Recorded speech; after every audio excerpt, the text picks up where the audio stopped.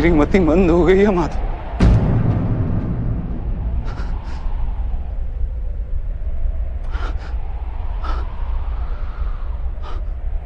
मेरे अंग अंग कांप रहे हैं। मेरे हाथों में शस्त्र उठाने की शक्ति नहीं। मेरा गांडीव मेरे हाथों से फिसला जा रहा है माधव।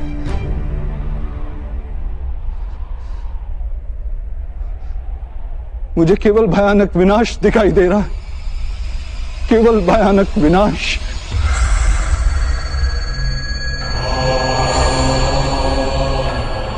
क्यों? किस हेतु माधव? किस हेतु? अपमान की पीड़ा,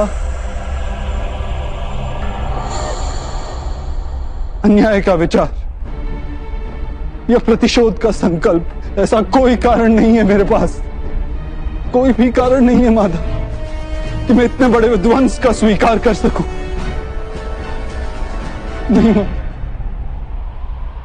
विध्वंस ही नव निर्माण का कारण है पार्थ।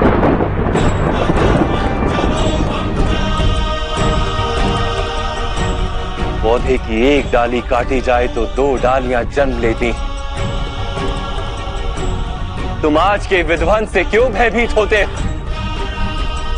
कल पुनः नवनिर्माण होगा, क्या ये सत्य नहीं जानते?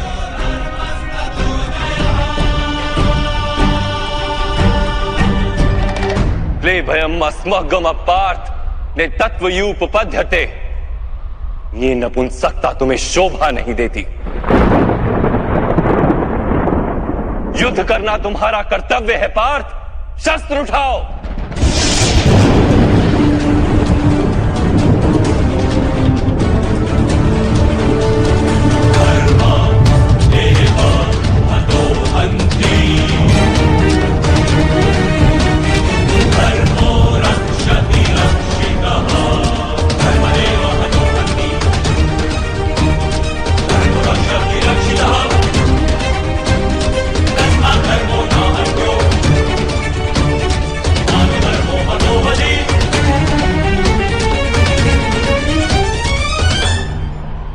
किस प्रकार शस्त्र उठाऊं माधव?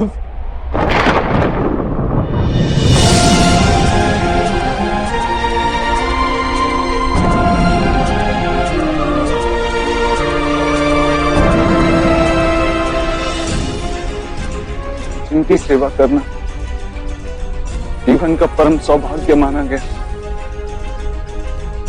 ऐसे पितामह गुरु द्रोण, मामा श्री और ज्येष्ठ भ्राता के सामने शस्त्र उठाने का साहस नहीं है मेरे अंदर में माता। उनका वध करके यदि मुझे स्वर्ग का राज्य भी प्राप्त हो जाए तो व्यर्थ है माता, व्यर्थ।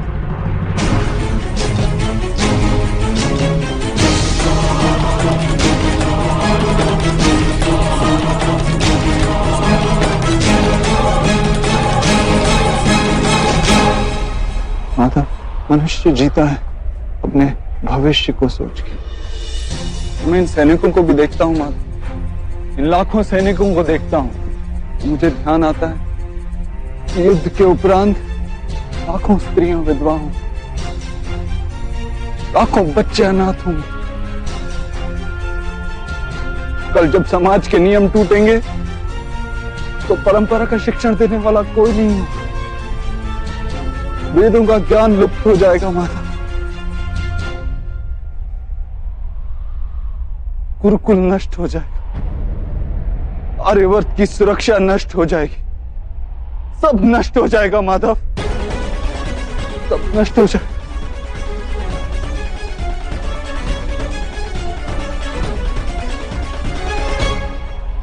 बुद्धिमान व्यक्तियों जैसे तर्क देते हो, किंतु वास्तव में मूर्खतापूर्ण बातें करते हो पार्थ। क्या नष्ट हो जाएगा? वृक्ष के कुछ पत्ते झड़ जाएं या नए उगाएं, उसे आनंद या दुख का कारण नहीं कहा जाता। पत्तों के जन्म का उद्देश्य और उनके जीवन का अर्थ केवल वृक्ष को जीवित रखना होता है, वैसे मनुष्यों के जन्म और जीवन का कारण वास्तव में समाज का सुख है। समाज संसार के लिए और ये सारा संसार सृष्टि के लिए और ये सारी सृष्टि स्वयं परमात्मा के लिए है पार्थ। जो इस तथ्य को जान लेता है उसे धर्म का मार्ग सदा ही स्पष्ट दिखाई देता है। हाँ पार्थ, इस युद्ध में विध्वंस होगा, अवश्य होगा।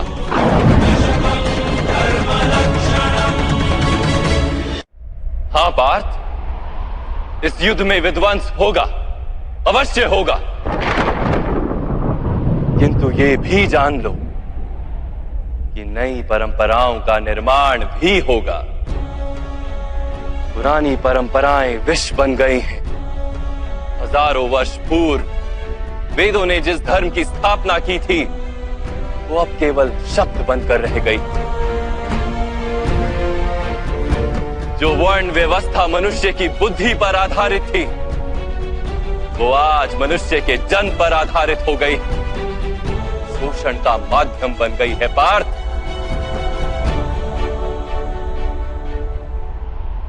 पुरानी व्यवस्थाएं टूटेंगी, नई व्यवस्था का जन्म होगा। पुराना धर्म नया रूप लेकर प्रकट होगा। जिस प्रकार वर्षा ऋतु से पूर्व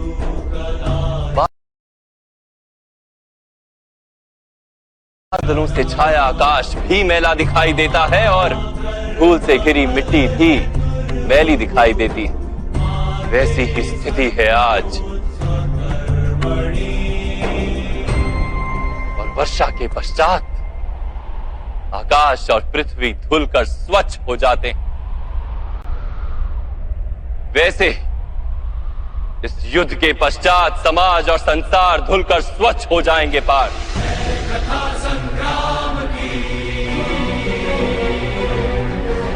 इस युद्ध के पश्चात ये संसार और समाज भी स्वच्छ हो जाएगा। इसलिए मोह का त्याग करो पार्थ, समग्र संसार के लाभ का विचार करो। शस्त्र उठाओ और युद्ध करो, शस्त्र उठाओ और युद्ध करो।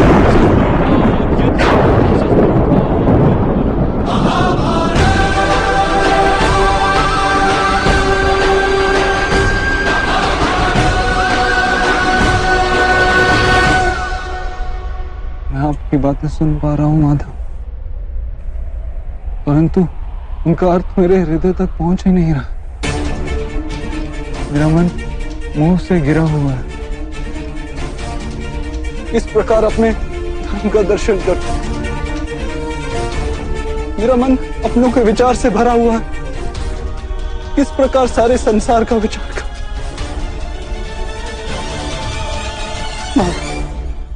आपने कहा था कि आप मेरे रथ को उचित दिशा में ले चलेंगे। नारायणं नमस्कृत्य नरं चैव नरोत्तमं देवीं सरस्वतीं व्यासं मेरे आत्मा के सारथी बनकर मेरे जीवन रथ को उचित मार्ग पे ले आइए माता। नारायणं नमस्कृत्य नरं चैव नरोत्तमं देवीं सरस्वतीं व्यासं ततो जयमुदीरये। ऐसा क्या जानने से मैं अपनी निर्बलता का त्याग कर पाऊंगा?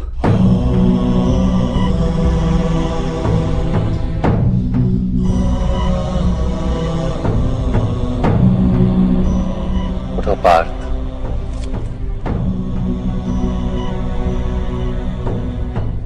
सुनो पार्थ, जीवन का रहस्य जान,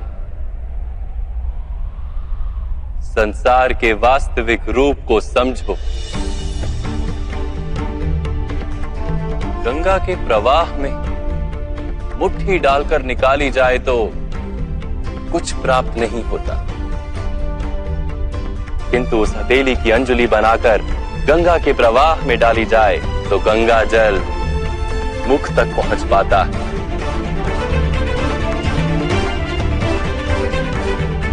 विचार करो पार्थ, अहंकार की मुट्ठी बांधी है या समर्पण की अंजलि बनाई है तुमने?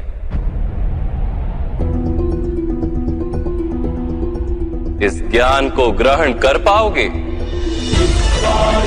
भद्रम् पुनरस्तमेहि सम् गच्छस्व तन्वासु